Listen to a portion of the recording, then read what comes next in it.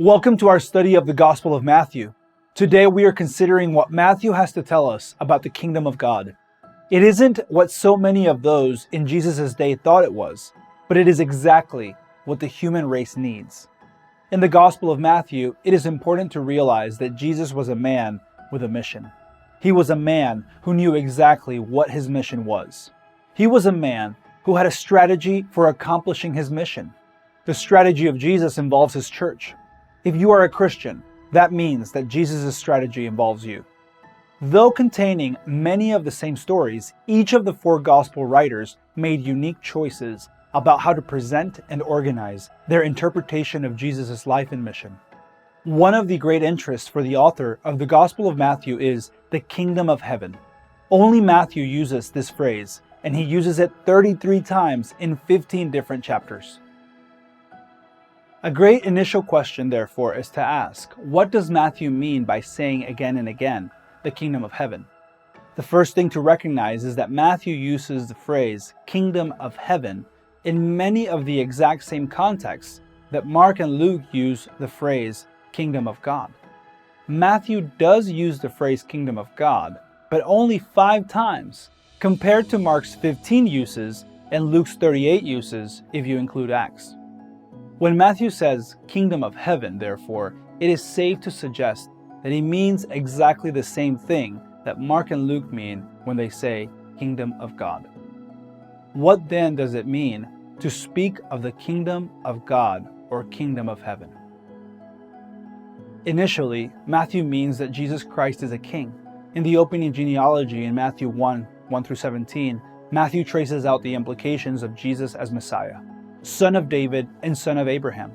Jesus is, as David's spiritual and physical heir, the rightful king of Israel. Jesus being also son of Abraham, he is the inheritor of all the covenant blessings and fulfiller of covenant promises through Abraham and David in the Old Testament. Jesus is the rightful king of all humanity. Thus, in Matthew 1:17, we read, "So all the generations from Abraham to David are 14 generations. From David to the deportation to Babylon, 14 generations, and from the deportation to Babylon to the Messiah, 14 generations." The conclusion of these numbers is clear. In Jesus' kinship, he has come to bring out a remnant from spiritual exile to reconstitute a true Israel, wholly submitted to the rule of God through Christ. He came with a plan, and they and we must either submit or rebel against the rule of God in heaven. There is no middle ground. The expressions kingdom of heaven and kingdom of God take us back to the Old Testament, when God was to function as king over Israel.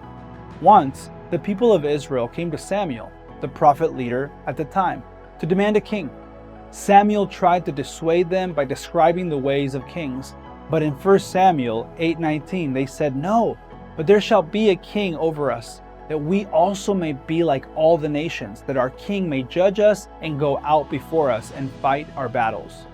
God did not want them to be like everybody else. He wanted to be their king and give them a land as his kingdom, to pour out his blessing upon them and to draw the other nations to himself through the blessings of his kingdom. God says to Samuel in 1 Samuel 8:7, "Listen to the voice of the people in regard to all that they say to you, for they have not rejected you, but they have rejected me from being king over them." Much of the Old Testament is dedicated to tracing out the fulfillment of Samuel's warnings about the way of kings. Even righteous kings, like David and Hezekiah, could not fully escape the corrupt ways of kingly power and could not avert the disaster waiting for the people in their ongoing rejection of God's rule in their hearts. They eventually go into exile to live under the thumb of foreign kings, where they remain for some 70 years, until a small remnant of them trickle home and seek to rebuild. From Malachi until the rise of John the Baptist, prophetic silence characterizes the Jewish experience. Then, as John the Baptist cries out in the wilderness, the silence is broken. John warns the people about the coming of God's man, the bringer of the kingdom of God, or as Matthew calls it, the kingdom of heaven. Jesus, too, comes preaching repentance in the face of the coming kingdom. But that kingdom is not what Israel expects. nor what Jesus' own disciples expect. It is a mustard seed kingdom, starting small but growing into the great world tree appearing in Daniel 4. The kingdom does not come with swords, but grows organically inside those whose hearts are yielded to divine rule until Jesus comes again. The issue is this: will you surrender in your heart to God? Will you let God become your king? Will you be his subject? As his subject, will you walk in obedience to him and allow yourself to be transformed into his image? This is the kingdom of heaven. As you prayerfully read the Gospel of Matthew, you will discover a few characteristics in this kingdom. For example, you will discover that one of the principles of the kingdom is righteousness. Jesus will say at his Sermon on the Mount, if you want to be part of my solution for fallen humanity, you must be righteous. In fact, your righteousness must exceed the righteousness of the most religious people on earth. Another thing we learn is that while the disciples of Jesus are promised rejection and persecution, being a member in good standing of the kingdom of heaven is blessedness itself, true joy. The king rewards faithful subjects. We learn that being part of the kingdom of heaven means reconciliation with God, pursuing reconciliation with others, and seeking other people's reconciliation with God. We are called to love what and whom our King loves. Lastly, the power of this kingdom of heaven is the Holy Spirit. Jesus says in Matthew 12:28, if I cast out demons by the Spirit of God, then the kingdom of God has come upon you. And in John 3:5, truly, truly I say to you, unless one is born again, he cannot see the kingdom of God. When you realize that the Gospel of Matthew is all about the kingdom of heaven, you should ask yourself, what does the kingdom of heaven mean for me? Well, John the Baptist in Matthew 3:2 and Jesus in Matthew 4:17 both answer part of that question when they say, repent, for the kingdom of heaven is at hand. In Scripture, this word repent means to turn around and go in the opposite direction, to turn your life around in heart, mind, and will. When you consider who the king is and what the king has to say, you will realize that this king is presenting values in this kingdom that are different from the values of the rebellious human heart. They are almost always countercultural. Therefore, the first step toward repentance is to be convicted of the reality that your values are out of line with the values of Christ.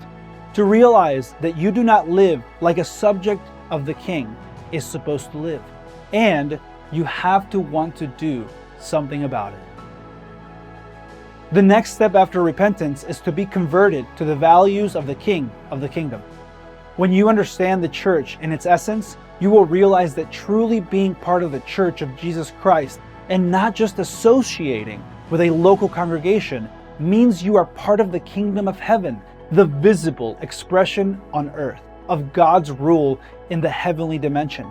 It will cost you your right to determine your own way of life, and it might even cost you your physical life as you make a commitment to live as a citizen of God's kingdom and not the kingdom of the world.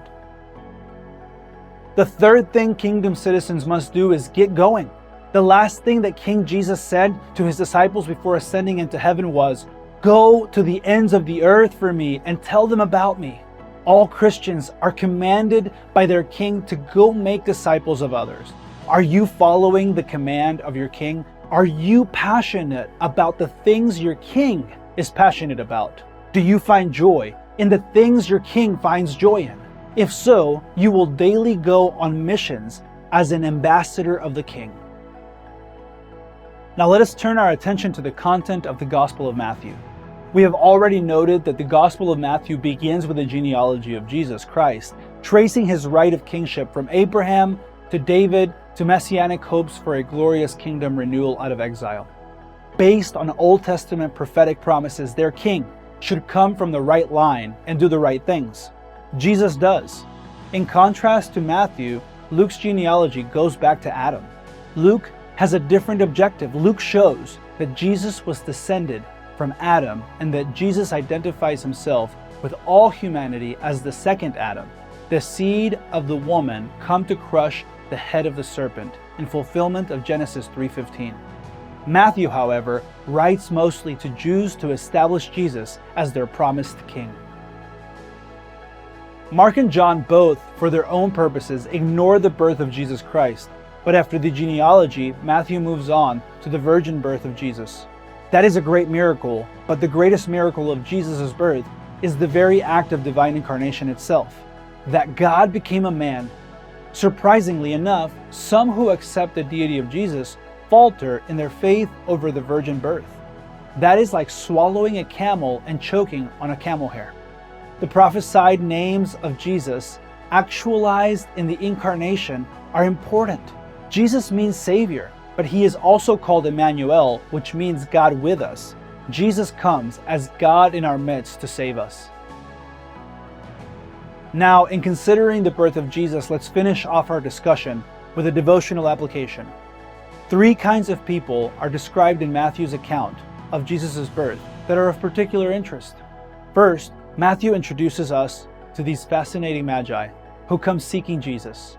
The heavenly hosts have told them that the promised king from the Old Testament has been born, and they have come to honor him with gifts and celebrate his coming rule. A second kind of person you see in this story is the religious person.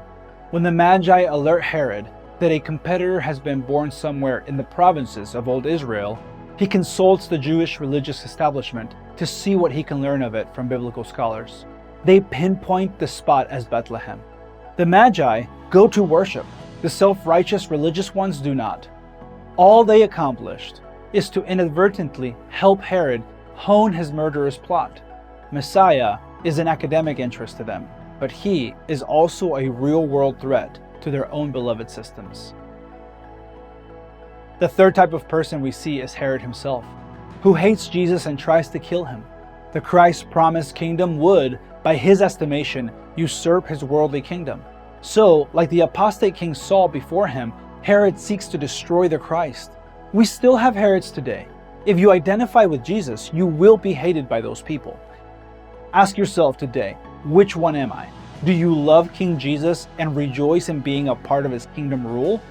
Are you unsettled by King Jesus because the truths of his word could disrupt your life and the system you've set up for living it?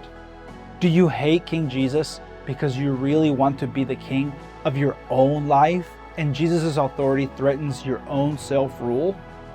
That is the question before all of us as we consider this theme of the kingdom of heaven in Matthew. We can either recognize Jesus as king and joyfully receive our mission from him, or we can reject Jesus as king and put ourselves in opposition of him. May you bend your knee in submission to the lordship of Jesus, even if it costs you your life.